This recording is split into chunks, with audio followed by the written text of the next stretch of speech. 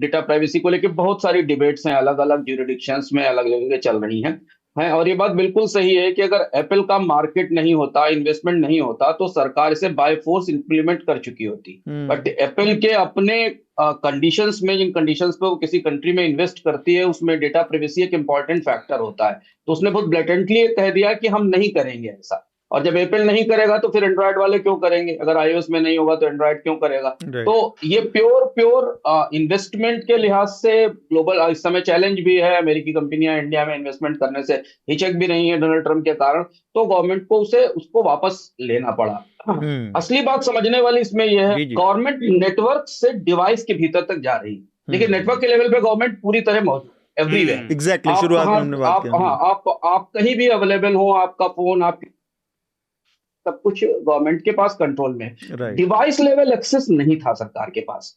Device level access की strategy थी कि डिवाइस के लेवल पे भी गवर्नमेंट अंदर अवेलेबल रहे किसी न हम्म। किसी ऐप के थ्रू। ये बड़ी डिबेट है कि एंड्रॉयड और आईओएस करता है कि नहीं करता। उसमें बहुत सारे फीचर्स हैं जिसमें आप रोक सकते हैं, बंद कर सकते हैं। बहुत जगह आपके पास डिस्क्रिएशन है अपनी प्राइवेसी को रोकने का। एंड नाउ मेटा एंड से Google and others they have started honouring privacy, क्योंकि ग्लोबली इतनी डिबेट्स हुई हैं, इतने फैसले आए हैं इन कंपनियों के खिलाफ, इतना जुर्माना इन्होंने दिया है जी। दुनिया के अलग अलग जुरिडिक्शन में कि अब ये इस चीजों से डरी हुई है। यहाँ स्ट्रेटेजी ये थी कि डिवाइस लेवल पर आप चले जाएं। वो हम्म। रुक गई फिलहाल, मतलब ये पालकी लौट गई इस लिहाज से कि डिवाइस के लेवल पे आप अभी इंटरवीन नहीं कर पाए। लेकिन ये आगे नहीं आएगा इसकी कोई गारंटी नहीं है। आगे बिल्कुल। सरकार हो सकता है फिर किसी दूसरे रास्ते से इस बात की कोशिश करे कि हम डिवाइस में भी इंटरवीन करें।